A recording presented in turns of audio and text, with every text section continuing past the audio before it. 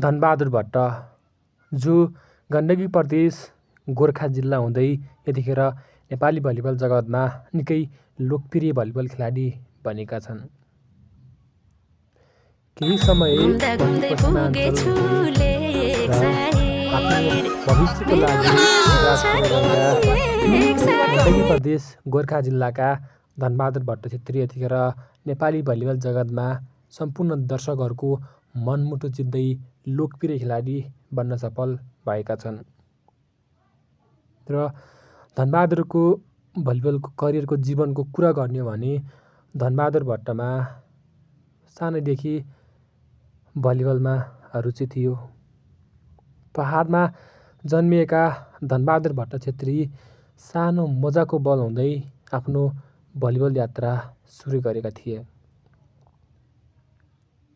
आफूभन्दा सिनियर दाइले त्यो देखिएको जर्सीमा देख्दा उनले कहिले पनि सोचेनन् म जर्सीमा गेम खेल्छु भनेर।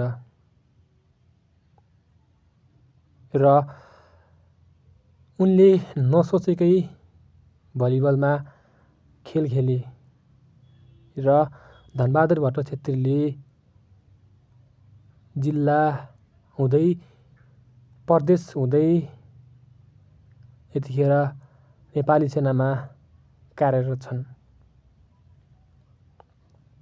पहिला सुरुमा एफएफमा खेल खेलेका धनबहादुर भट्ट छेत्री भने उनी यतिखेर त्रिभुवन आर्मी क्लबमा आबद्ध रहेका छन्। झन्डै 10-12 वर्ष बिताएका धनबहादुर भट्ट छेत्री यतिखेर नेपाली भलिबल जगतका सम्पूर्ण दर्शकहरूमा मनमुटुमा बस्दै आइरहेका छन्। धनबहादुर भट्ट, जो नेपालका एक प्रमुख स्पाइकर पनि मानिने गर्छन्। धनबहादुर भट्टको त्यो डिफेन्स, त्यो स्पाइकर, त्यो सर्भिसले सम्पूर्ण खेलाडी, सम्पूर्ण दर्शकहरूको मन जित्दै आइरहेका छन् र विशेष गरेर त उनलाई आइडलको रूपमा पनि सम्पूर्ण खेलाडीहरूले चिनिने गर्छन्। पूर्व मेचीदेखि पश्चिम महाकालीसम्म त्रिभुवन आर्मी क्लबलाई पुर्याउन सहयोग गरेका धनबहादुर भट्ट यतिखेर नेपाली भलिबल जगतका एकदमै लोकप्रिय खेलाडी पनि बन्न सफल भएका छन्। र आर्मीलाई हाई हाई भन्नुमा धनबहादुर भट्टको मूल्याङ्कन पनि थुप्रै गरिन्छ। किनकि धनबहादुर भट्ट छेत्री नेपाली सेनाका प्रमुख ओपन स्पाइकर पनि मानिने गर्छन्। र केही समय विवादका कारण झन्डै 6 महिनासम्म निलम्बित भएका धनबहादुर भट्ट छेत्री उक्त प्रतियोगितामा आएका हुन्।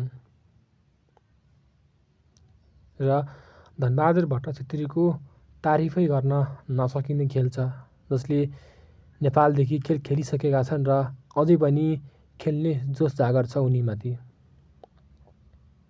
गण्डकी प्रदेश गोर्खा जिल्लामा जन्मिएका धनबहादुर भट्ट यतिखेर सम्पूर्ण दर्शकहरूको मन जित्दै आइरहेका छन्। विशेष गरेर त्रिभुवन आर्मी क्लबलाई ठुलो योगदान दिँदै आइरहेका छन्। उनीमा त्यो हाइट, उनीमा त्यो सर्भिस, उनीमा त्यो डिफेन्स ब्लकको त के कुरा गरौँ, सबैमा पर्फेक्ट छन् धनबहादुर भट्ट। र यतिखेर आर्मीको प्रतिनिधित्व गर्दै आइरहेका छन्। मानबहादुर श्रेष्ठ गएदेखि उनीमा झन् जिम्मेवारी थपिएको छ। उनीले कप्तानको जिम्मेवारी पनि सम्हालिसकेका छन् र उनलाई नेपालको कप्तानको जिम्मेवारी पनि दिने सम्भावना मध्येमा एक खेलाडी पर्छन् धनबहादुर भट्ट।